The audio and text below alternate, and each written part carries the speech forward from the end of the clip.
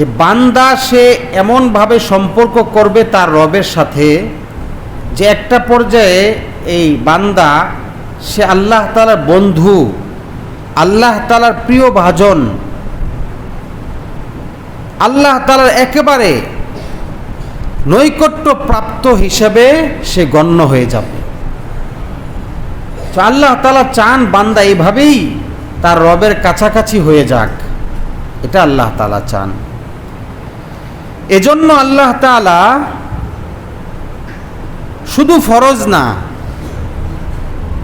ফরজ তো অত্যাবশ্যকীয়, আবশ্যকীয়, জরুরি, করতেই হবে। এই ফরজের পাশাপাশি সে নফলও করবে, নফলও আদায় করবে। অনেক নফল ইবাদতের মাধ্যমে সে আল্লাহ তাআলার কাছাকাছি পৌঁছতে থাকবে, এটা আল্লাহ তাআলা চান। আল্লাহ তাআলা তার হাবিব সাল্লাল্লাহু আলাইহি ওয়াসাল্লামকে বলেছেন, ওয়া মিনাল লাইলি ফাতাহাজ্জাদ বিহি নাফিলাতাল লাক। আপনি রাত্রিবেলায় তাহাজ্জুদের মাধ্যমে আল্লাহ তাআলার কাছাকাছি পৌঁছে যান, এটা আপনার জন্য নাফিলা, অতিরিক্ত আমলের মাধ্যমে আল্লাহর কাছে পৌঁছান। এই আমল যখন আপনি করতে থাকবেন, আপনি যখন একাকী সমস্ত দুনিয়ার সব কিছু থেকে বিচ্ছিন্ন হয়ে তার কাছে সেজদা দিয়ে যখন তার সাথে সম্পর্ক করতে থাকবেন, আসা আইয়াবআসাকা রাব্বুকা মাকামাম মাহমুদা, আল্লাহ বলেন যে আপনার রব আপনাকে প্রশংসিত জায়গায় নিয়ে পৌঁছে দেবেন। সুবহানাল্লাহ। মাকামাম মাহমুদা মানে প্রশংসিত জায়গায়, সেখানে আল্লাহ তাআলা আপনাকে পৌঁছে দিবেন। সূরা মুজাম্মিলের মধ্যে বলেছেন, কুমিল লাইলা ইল্লা কলিলা, রাত্রিবেলায় দাঁড়ান, নামাজ পড়েন। নিসফাহু, পারলে অর্ধেক রাত, পুরা অর্ধেক রাত। আউইনকুস মিনহু কলিলা, অথবা তার থেকে কিছু কম। অঙ্কুশ মানে কমান, অর্ধেকের চেয়ে একটু কমিয়ে পড়েন। আউ জিদ আলাইহি, অথবা যদি পারেন অর্ধেকের চেয়ে বাড়ান। যতটুকু আপনি পারেন রাত্রে ইবাদত করেন, রবের সামনে দাঁড়ান। তারপরে অপর পৃষ্ঠায় আছে সুলুসাহু, যদি অর্ধেক না পারেন 3/1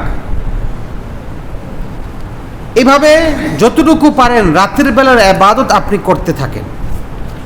রাতে আল্লাহ তাআলাকে ডাকতে থাকেন, আল্লাহর সামনে দাঁড়াতে থাকেন। আদনা মিন সুলুসাইল লাইলি ওয়া নিসফাহ, সুলুসাইল লাইল মানে রাতের 3/2। আও নিসফাহু, রাতের 3/2, যদি তা না হয় নিসফাহু, রাত্রের অর্ধেক। ওয়া সুলুসাহু, অথবা 3/1। যেভাবে পারেন আপনি দাঁড়ান, রবের সামনে দাঁড়িয়ে রবের সাথে সম্পর্ক করতে থাকেন, রবের ইবাদত করতে থাকেন। এবং সূরা মুজাম্মিল এটা, এবং প্রথম পৃষ্ঠায় বলেন ওয়াজকুরিসমা রাব্বিকা ওয়া তাবাত্তাল ইলাইহি তাবতিলা, এবং রবের নাম জপতে থাকেন। আর ওয়া তাবাত্তাল ইলাইহি তাবতিলা মানে দুনিয়ার সব কিছু থেকে বিচ্ছিন্ন হয়ে এক আল্লাহর সাথে সম্পর্ক করেন। দুনিয়ার কোনো কিছুর দিকে আপনার মনোযোগ আর থাকবে না, শুধু রবের দিকে মনোযোগ থাকবে। রবকে শুধু স্মরণ করবেন, রবকে সেজদা করবেন, রবের জিকির আর তাসবিহ পড়তে থাকবেন। নির্জনে এক আল্লাহর সাথে আপনার সম্পর্ক থাকবে। এরকম সম্পর্ক রাসূল সাল্লাল্লাহু আলাইহি ওয়াসাল্লামকে আল্লাহ তাআলা শিখিয়েছেন।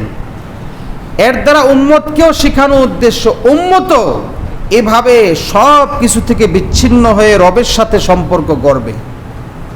রাতের শেষ ভাগে, মধ্যভাগে বা দিনের অংশে যখনই সুযোগ হয় দুনিয়ার সব কিছু থেকে বিচ্ছিন্ন হয়ে রবের ইবাদত করবে, সেজদা করবে, তাসবিহ পড়বে, জিকির করবে, রবকে ডাকবে। এটা বান্দার বৈশিষ্ট্য হবে। বান্দা এইভাবে যখন আগাবে তো তার আল্লাহ তাআলার সাথে তাআল্লুক হবে, সম্পর্ক হবে, আর এই বান্দা সে আল্লাহ তাআলার বন্ধুতে পরিণত হবে। সুবহানাল্লাহ। আমার ভাইরা, এজন্য আমাদেরকে ফরজ নামাজ শুধু না, ফরজের পাশাপাশি নফলও বাড়াতে হবে, নফল নামাজও বাড়াতে হবে, তেলাওয়াতও বাড়াতে হবে, জিকির বাড়াতে হবে, দান সদকা বাড়াতে হবে, বেশি বেশি রবের নাম জপা, এই আমল বাড়াতে হবে। কিয়ামতের দিন যখন ফরজ নামাজে ঘাটতি দেখা দিবে, ওই ঘাটতিটা আল্লাহ তাআলা নফল দিয়ে পুরা করবেন, ঘাটতিটা নফল দিয়ে পুরা করবেন। এজন্য নফল নামাজের দরকার আছে না নাই বলেন? আছে। নফল নামাজের দরকার আছে। আমরা যেই ফরজ পড়ি, এই ফরজের নামাজ যে আদায় করি এর মধ্যেও কত ঘাটতি থাকে। আমার তেলাওয়াত সুন্দর হয় না, রুকু সুন্দর হয় না, তাসবিহ সুন্দর হয় না, মনোযোগ ঠিক মতো থাকে না, হাত উঠাই হাত উঠানো ঠিক মতো হয় না, রুকুতে যে ধরি হাঁটু এই ধরা ঠিক মতো হয় না, সেজদায় গিয়ে হাতটা যেভাবে রাখা দরকার এই রাখাটা ঠিকভাবে হয় না। ফরজের মধ্যেও যে কত ঘাটতি, এই যে সমস্যা, এই ঘাটতিগুলো যেটা আদায় করেছি এর মধ্যেও তো ঘাটতি আছে, আর কত তো ছুটেছে তো কত। এই ঘাটতিগুলো আমার পূরণ হবে কিভাবে?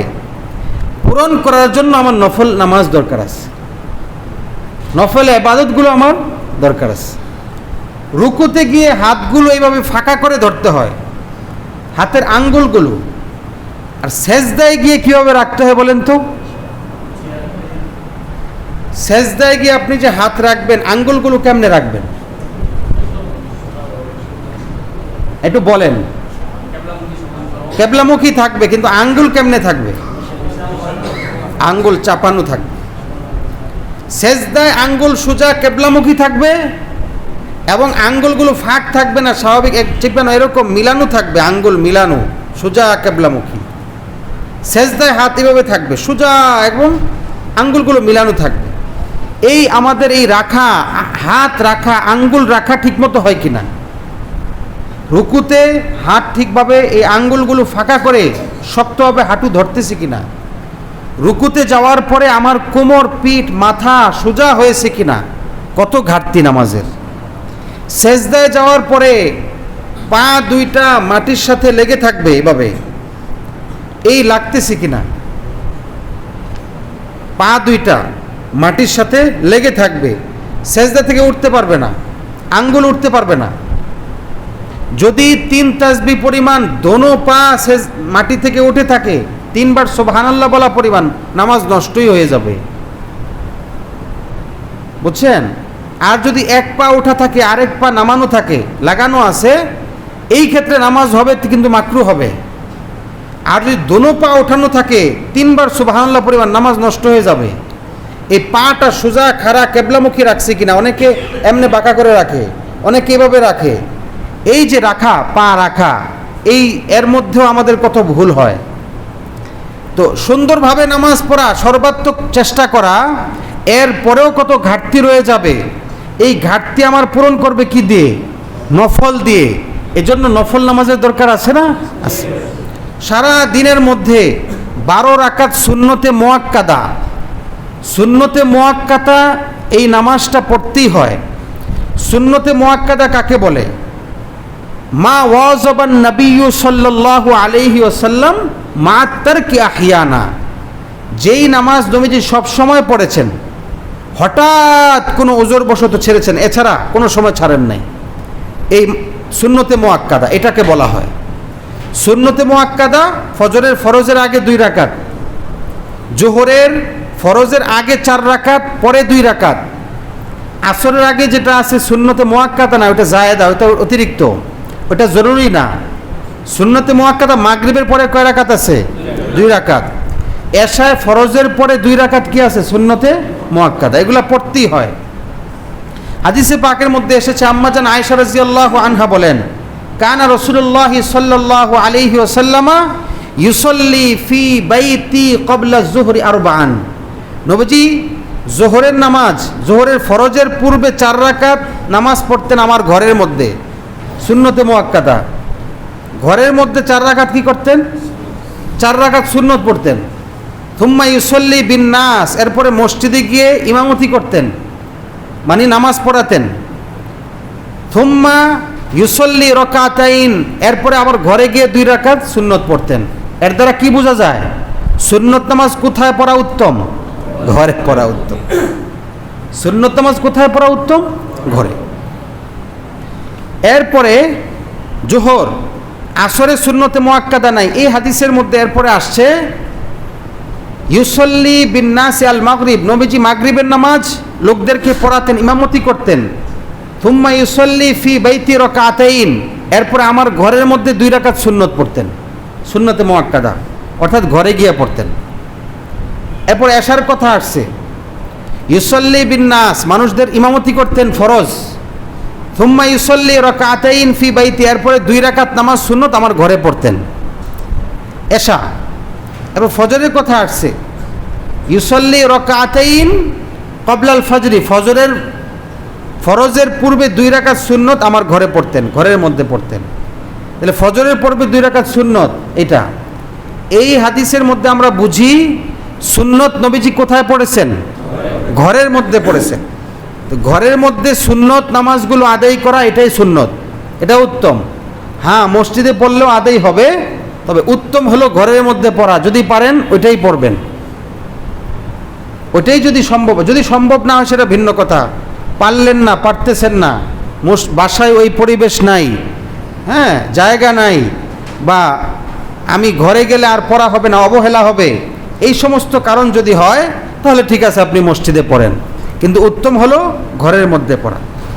হাদিসে পাকের মধ্যে এসেছে, তিরমিজি শরীফে বর্ণিত হাদিস, রাসূলুল্লাহ সাল্লাল্লাহু আলাইহি ওয়াসাল্লাম ইরশাদ করেন, মান সাল্লা ফি কুল্লি ইয়াউমিন ওয়া লাইলাতিন 12 রাকাতান, কেউ যদি প্রতিদিন 12 রাকাত সুন্নতে মুআক্কাদা এগুলো আদায় করে, বুনিয়া লাহু বাইতুন ফিল জান্নাহ, জান্নাতে তার জন্য একটা ঘর নির্মাণ করা হবে। সুবহানাল্লাহ। নিয়মিত এই সুন্নতে মুআক্কাদাগুলো সে আদায় করে, তাহলে তার জন্য জান্নাতে কি নির্মাণ করা হবে? ঘর নির্মাণ করা হবে। বুনিয়া লাহু বাইতুন ফিল জান্নাহ, জান্নাতে ঘর নির্মাণ করা হবে। আমার ভাইয়েরা, এই আপনার সুন্নতে মুআক্কাদার প্রতিটা, এই সুন্নতে মুআক্কাদা নামাজের ব্যাপারে হাদিসে পাকের মধ্যে এরশাদ বর্ণিত হয়েছে। ফজরের সুন্নত, সমস্ত সুন্নতের মধ্যে ফজরের সুন্নতের গুরুত্ব খুব বেশি। হাদিসে পাকের মধ্যে এসেছে, লাম ইয়াকুনিন নাবিয়্যু সাল্লাল্লাহু আলাইহি ওয়াসাল্লাম আলা শাইইন মিনান নওয়াফিল আশাদ্দু মিনহু তাআহুদান, নবীজি সব সুন্নতের মধ্য থেকে সবচেয়ে বেশি গুরুত্ব দিতেন ফজরের সুন্নতকে, এই সুন্নতকে বেশি গুরুত্ব দিতেন। আলা রাকাতাইল ফজর, ফজরের 2 রাকাত সুন্নত, এটার গুরুত্ব বেশি দিতেন। এজন্য ফিকহের কিতাবে বাদায়ুস সনায়ে, এই কিতাবের মধ্যে আসছে আকওয়া সুনানি রাকাতাল ফজর, সমস্ত সুন্নতের মধ্যে আকওয়া মানে সবচেয়ে শক্তিশালী এবং সবচেয়ে মর্যাদাপূর্ণ দামি সুন্নত হলো ফজরের 2 রাকাত সুন্নত। কেন কেন দামি? হাদিস দ্বারা সেটা বুঝতে হবে। এক হাদিসে পাকের মধ্যে এসেছে, মুসলিম শরীফে বর্ণিত হাদিস, রাসূলুল্লাহ সাল্লাল্লাহু আলাইহি ওয়াসাল্লাম ইরশাদ করেন, রাকাতাল ফজরি খায়রুম মিনাদ দুনিয়া ওয়া মা ফিহা, ফজরের 2 রাকাত সুন্নাত এত দামি, এত দামি, দুনিয়া এবং দুনিয়ার মধ্যে যা কিছু আছে সব কিছু থেকে উত্তম। সুবহানাল্লাহ। দুনিয়া এবং দুনিয়ার মধ্যে যা কিছু আছে সব কিছু থেকে এই 2 রাকাত সুন্নতের দাম আল্লাহর কাছে বেশি। সুবহানাল্লাহ। তাহলে মর্যাদা বেশি না কম বলেন? বেশি। অপর হাদিসের মধ্যে এসেছে যে লা সালাতা বাদাল ফজরি, লা সালাতা বাদাল ফজরি ইল্লা সাজদাতাইন, সুবহে সাদিক যখন হয়, অর্থাৎ ফজরের সময় যখন হয়, তাহাজ্জুদের সময় শেষ, এরপরেই ফজরের সময় শুরু হয় না, এই ফজরের সময় শুরু হওয়ার পর থেকে 2টা সেজদা, অর্থাৎ 2 রাকাত নামাজ ছাড়া আর কোনো নামাজ নাই। অর্থাৎ ফজরের সময় শুরু হওয়ার পর থেকে আপনি ফজরের 2 রাকাত সুন্নতই পড়তে পারবেন, অন্য নামাজ পড়তে পারবেন না। কেন? বলে এই 2 রাকাত সুন্নতের মর্যাদা আল্লাহ পাকের কাছে বেশি, এজন্য সময় হওয়ার পরে তুমি নামাজ পড়বা তো এই 2 রাকাত নামাজই পড়বা। তাহলে বলে বাকি টাইম হুজুর কি করব? জিকির করতে থাকেন, দোয়া করতে থাকেন, কোরআন তেলাওয়াত করতে থাকেন। এটা মাসালা জেনে রাখবেন। এখন আপনি ফজর সময় শুরু হওয়ার পরে আইসা মসজিদে 8-10 রাকাত নফল পড়তে পারবেন না। ফজরের সময় আজান দিয়ে দিছে, ফজর হয়ে গেছে, এরপরে আপনার এখানে এসে ফজরের 2 রাকাত সুন্নত ছাড়া অন্য নামাজ নয়, এখন এখানে আপনি অন্য কি ইবাদত করবেন? জিকির করতে থাকবেন, দোয়া করতে থাকবেন, কোরআন তেলাওয়াত করতে থাকবেন। এই 2 রাকাতের বৈশিষ্ট্যই ভিন্ন, সুন্নতের বৈশিষ্ট্যই ভিন্ন। এজন্য আকওয়া সুনানি বাকি সমস্ত সুন্নতের চেয়ে এই 2 রাকাতের সুন্নতের দাম বেশি। আরেকটা হাদিস দেখেন, যে হাদিস থেকে আমরা এর মর্যাদা বুঝি, যে দুনিয়ার মধ্যে যত নফল আছে, সুন্নত আছে, কোনো নফল আর সুন্নতের কাজা নাই। গতকালকের তারাবি ধরেন আপনার কাজা হয়ে গেছে, আজকে এই তারাবি কাজা করতে পারবেন? তারাবির নামাজ, অথচ তারাবি নফল না, সুন্নত পর্যায়ের, নফলের চেয়ে উপরে। বিতির তো ওয়াজিব, সেটা কাজা করতে হয়। ফরজ ওয়াজিব ছাড়া কোনো সুন্নত আর কোনো নফলের কি নাই, কাজা নাই, কাজা করা যায় না। কথা বুঝতে পেরেছেন? আজকে ধরেন আপনার জুমার সুন্নত ছুটে গেছে, এই সুন্নতটাকে আপনি পরে কাজা করতে পারবেন? হ্যাঁ, আগের 4 রাকাত আপনি পড়তে পারেন নাই কোনোভাবে, ফরজ পড়ে বাদাল জুমার 4 রাকাত পড়ে তারপরে কবলাল জুমার 4 রাকাত সুন্নত পড়বেন, ঠিক আছে? এটা তো এই জুমার ভিতরে পড়লেন আপনি, কিন্তু জুমার টাইম শেষ হয়ে গেলে এই সুন্নতটা পরে পড়তে পারবেন? মাসালা নাই, সুন্নতের কাজা নাই। কিন্তু ফজরের সুন্নতের কাজা আছে। কিভাবে? বলে হাদিসও আছে, ফিকহের কিতাবের মধ্যেও ফতোয়া বর্ণিত হয়েছে।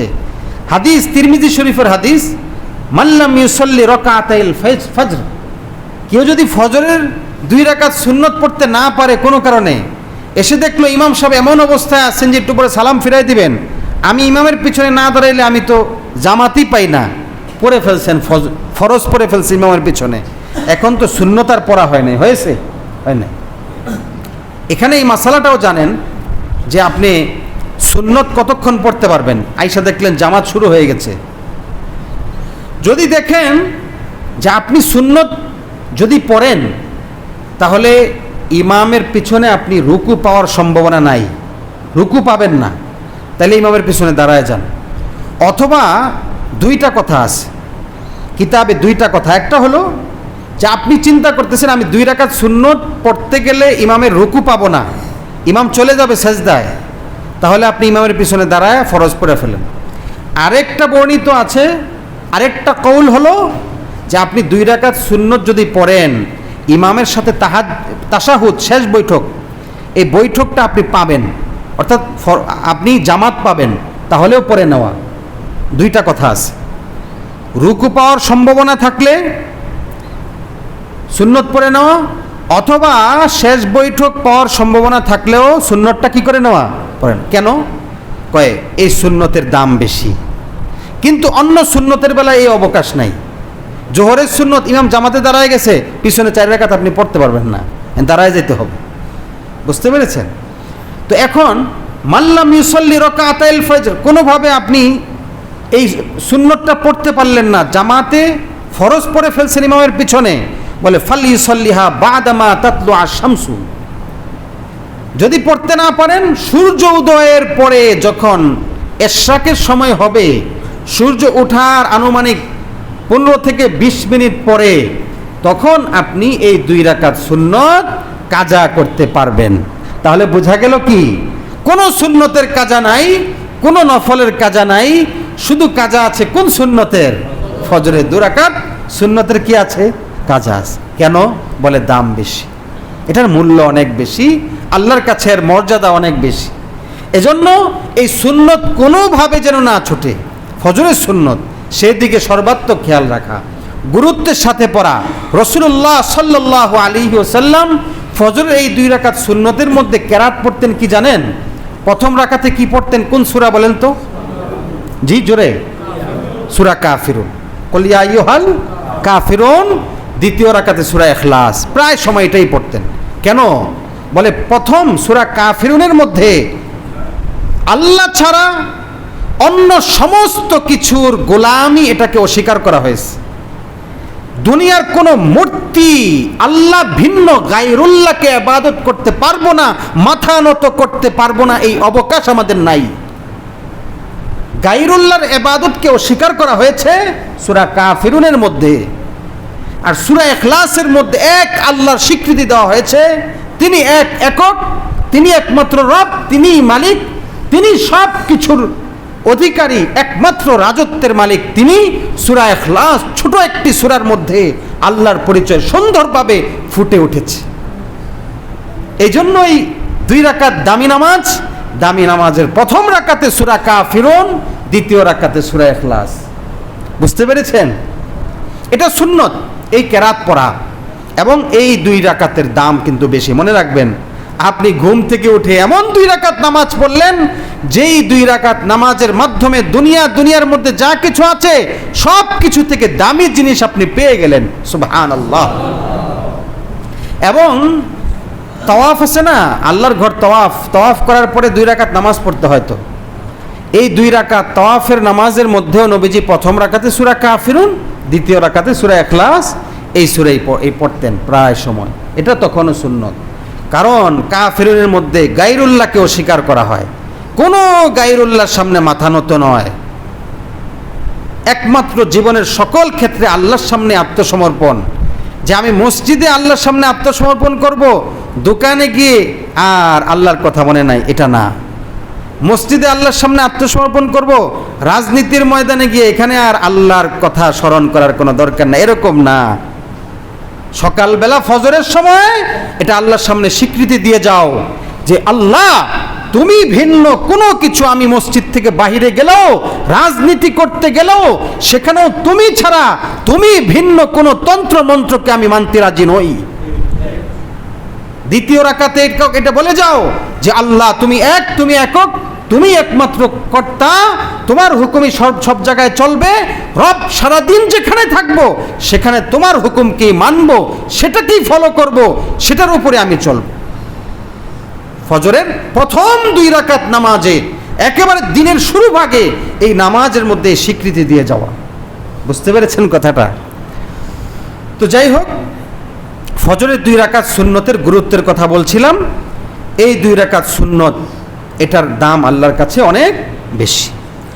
এজন্যই এটা ছুটে গেলেও সূর্য ওঠার পরে 20 মিনিট পরে, ইশরাকের টাইম হওয়ার পরে এটা কাজা করতে হয়। হ্যাঁ, যদি কারো কাজা করা না হয়, বলবেন যদি জোহরের আগে কাজা করা যাবে কিনা, না, তখন আর করা যাবে না। আপনি ইশরাকের টাইম হওয়া থেকে শুরু করে 9টা 10টা চাষতের সময় পর্যন্ত, এই সময় পর্যন্ত যদি কাজা করেন, তো তখন আপনি কাজা করতে পারবেন। এরপরে আর জোহরের আগে তখন কাজা করার সুযোগটা থাকবে না। এটা হলো ফজরের সুন্নত। জোহরের সুন্নতের কথা কি এসেছে? মান সাল্লা 4 রাকাতিন ক্বাবলা যুহরি ওয়া 4 বাদাহা হারামাহুল্লাহু আলান নার। জোহরের সুন্নত, কেউ যদি জোহরের আগে 4 রাকাত সুন্নত পরে আবার 4 রাকাত, পরে 4 রাকাত মানে বলবেন হুজুর ফরজ পরে তো 2 রাকাত সুন্নত, পরে 4 রাকাত বলতে সুন্নতে মুআক্কাদা কয় রাকাত? 2 রাকাত। আগে 4 রাকাত সুন্নতে মুআক্কাদা, পরে 2 রাকাত সুন্নতে, আবার 2 রাকাত আছে জায়েদা মুস্তাহাব, 2 রাকাত নামাজ আছে। ওইটা বলছে যে ওই সুন্নতে মুআক্কাদা 2 রাকাতের সাথে যদি আরো 2 রাকাত সে অতিরিক্ত পড়ে, তাহলে আল্লাহ পাক তার জন্য জাহান্নামের আগুন হারাম করে দিবেন। সুবহানাল্লাহ। আগে 4 রাকাত সুন্নত, পরেও 2 রাকাত সুন্নত, আবার 2 রাকাতও সে নফল মুস্তাহাবা পড়ে গেল, তাহলে আল্লাহ পাকের বিনিময়ে জাহান্নাম তার জন্য হারাম করে দিবেন। এরপরে আসরের আগে 4 রাকাত সুন্নত, এটা কিন্তু মুআক্কাদা না, তবে জায়েদা। সুন্নতে জায়েদা, এটা পড়লে আপনি সওয়াব পাবেন, না পড়লে গুনাহ নেই, সওয়াব পাবেন। এবং এই 4 রাকাত যে পড়বে তার ব্যাপারে হাদিসে পাকের মধ্যে এসেছে, রহিমাল্লাহু ইমরাআন সাল্লা ক্বাবলাল আসরি 4। আল্লাহ পাক ওই ব্যক্তির উপর রহম করেন, দয়া করেন, ওই ব্যক্তির উপর আল্লাহর দয়া থাকে যে আসরের পূর্বে 4 রাকাত অতিরিক্ত এই নামাজটা পড়ে, নফল নামাজটা পড়ে আসরের পূর্বে। সুন্নতে জায়েদাই 4 রাকাত যে পড়বে আল্লাহ তার উপর কি করবেন? দয়া করবেন। এরপরে আরেক রওয়ায়েতে আসরের পূর্বে 2 রাকাতের কথাও আছে। 4 রাকাত কেউ করতে পারে নাই, আদায় করতে পারে নাই, সময় নাই। এই ক্ষেত্রে কোনো জায়গায় কোনো ক্ষেত্রে নবীজি এই ফরজের আগে 2 রাকাত নামাজও পড়েছেন। সময় আছে আপনার হাতে কম, তো 2 রাকাত পড়ে নেন, 2 রাকাত কমপক্ষে পড়ে নেন আসরের ফরজের পূর্বে। মাগরিবের ফরজের পরেও 2 রাকাত কি আছে? সুন্নতে মুআক্কাদা আছে। হাদিসে পাকের মধ্যে আসছে, কেউ যদি মাগরিবের পরে 2 রাকাত সুন্নত পড়ে, সুন্নতে মুআক্কাদা, রুফিআত সালাতুহু ফি আল্লিয়িন। এই 2 রাকাত নামাজ সুন্নতে মুআক্কাদা গুরুত্বের সাথে পড়ার কারণে এই নামাজটা ইল্লিয়িনের মধ্যে লিপিবদ্ধ হয়ে যায়।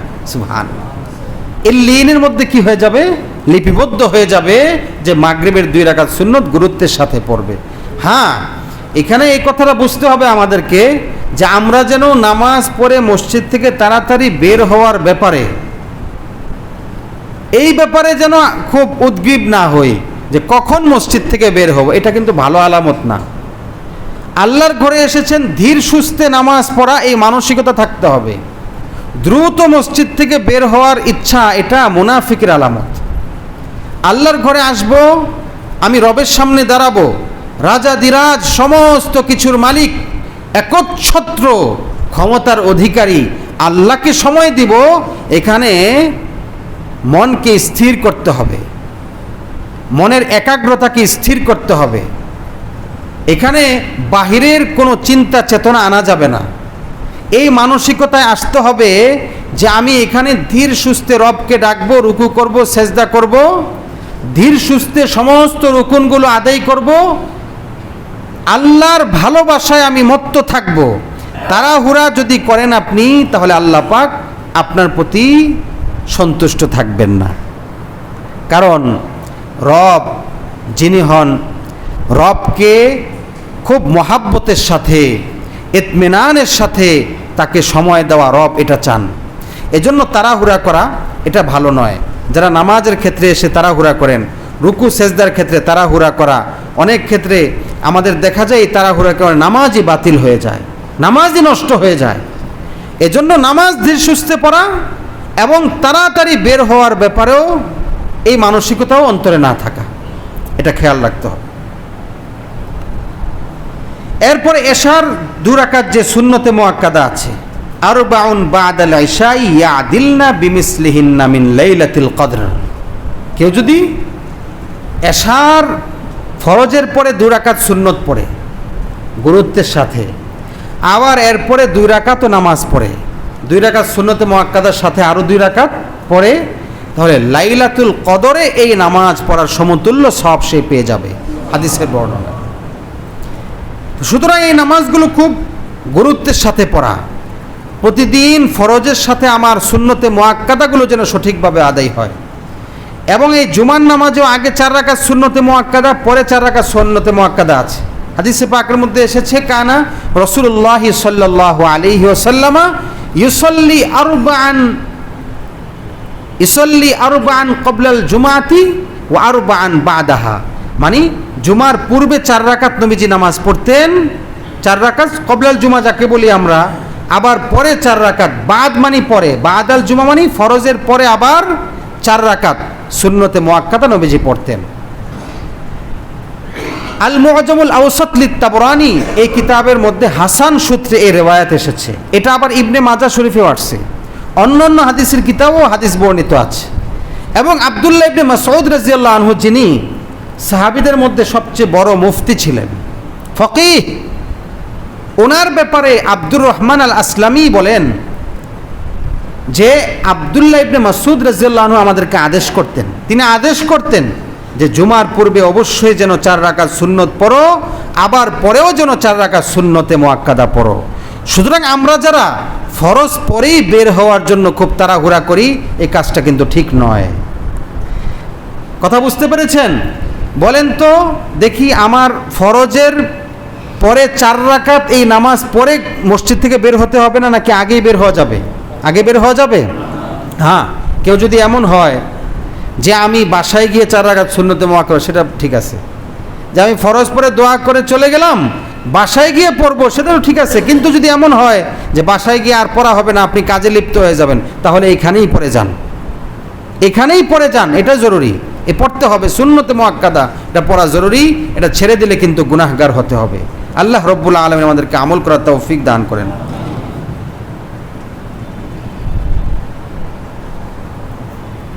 আমাদের দেখেন, আমি শুরুতেই বলেছি যে আল্লাহ রব্বুল আলামিন ফরজের পাশাপাশি আমাদেরকে কিছু নফল নামাজ দিয়েছেন। কেন?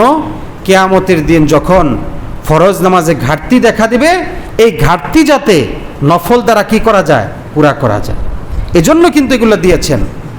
সমস্ত নফল সুন্নতে মুআক্কাদার পরে যত নফল আছে, এই সমস্ত নফলের ভিতরে সবচেয়ে শ্রেষ্ঠ নফল হলো শেষ রাত্রের তাহাজ্জুদ। আল্লাহ তাআলা কি বলেছেন? ওয়ামিনাল লাইলি ফাতাহাজ্জাদ বিহি নাফিলাতাল লাক আসা আন ইয়াবআসাকা রাব্বুকা মাকামাম মাহমুদা। আল্লাহ রব্বুল আলামিন নবীকে বলেন, নবী শেষ রাত্রে তাহাজ্জুদ নামাজ পড়ুন। আপনি অতিরিক্ত হিসেবে শেষ রাত্রে আপনি আল্লাহকে ডাকুন। এই আল্লাহকে ডাকার মাধ্যমে, তাহাজ্জুদের মাধ্যমে আল্লাহ রব্বুল আলামিন আপনাকে প্রশংসিত স্থানে আপনাকে পৌঁছে দেবেন। এজন্যই যত মানুষ আল্লাহর, যত বান্দা আল্লাহর প্রিয় হয়েছে, আল্লাহর যত বান্দা আল্লাহর প্রিয় হয়েছে, আল্লাহর বন্ধু হয়েছে, তাহাজ্জুদ ছাড়া তারা বন্ধু হতে পারে নাই, তাহাজ্জুদ ছাড়া আল্লাহর কাছে পৌঁছতে পারে নাই। কারণ ওই সময়টা এমন সময়ে, যেই সময়ে আল্লাহ রব্বুল আলামিন বান্দার কাছে চলে আসেন। সারাদিন বান্দা আল্লাহকে ডাকে, আল্লাহর কাছে চাইতে থাকে। আর এই সারাদিন রাতের মধ্যে একটা টাইম, শেষ রাত্র এমন সময়, যেই সময় আল্লাহ নিজে বান্দাকে খুঁজতে থাকেন। এজন্যই বুজুর্গানে দিন শেষ রাত্রে নামাজ পড়েছেন। আল্লাহ রব্বুল আলামিন নবীকে বলেছেন যে কুমিল লাইলা ইল্লা কলিলা, আপনি আল্লাহকে রাত্রিবেলায় ডাকুন। সমস্ত মানুষ ঘুমিয়ে থাকে, স্ত্রী ঘুমিয়ে থাকে, সন্তান ঘুমিয়ে থাকে, আত্মীয় স্বজন, পাড়া প্রতিবেশী, সমস্ত মানুষ ঘুমিয়ে থাকে। আর সে সব কিছু ছেড়ে দিয়ে আল্লাহর সাথে যখন সম্পর্ক করে, আল্লাহ রব্বুল আলামিন এই বান্দাকে নিজের কাছে টেনে নেন। এজন্য এই নামাজটা বড় দামি, শেষ রাত্রে তাহাজ্জুদ, আল্লাহকে ডাকা। এই সময়ে যখন বান্দা সেজদা দিয়ে কিছু সময় ওয়াতাবাত্তাল ইলাইহি তাবতিলা, মানে কোনো কিছুর স্মরণ আর তার নাই, তার সামনে একমাত্র স্মরণ আল্লাহ। আল্লাহকে সামনে রেখে যখন সে কিছুক্ষণ শুধু আল্লাহকেই ডাকে আর হাত তুলে একটু আল্লাহর কাছে দোয়া করে, আল্লাহ রব্বুল আলামিন যেন তার কুদরতি কোলের মধ্যেই বান্দাকে টেনে নিয়ে যান। সুবহানাল্লাহ। এজন্যই চেষ্টা করব এটা রাত্রিবেলা আগে শোয়ার অভ্যাস করা। আমাদের বদঅভ্যাস হয়ে গিয়েছে, মোবাইল আমাদেরকে শিখিয়েছে দেরি করে শোয়ার। কি বলেন, ঠিক না?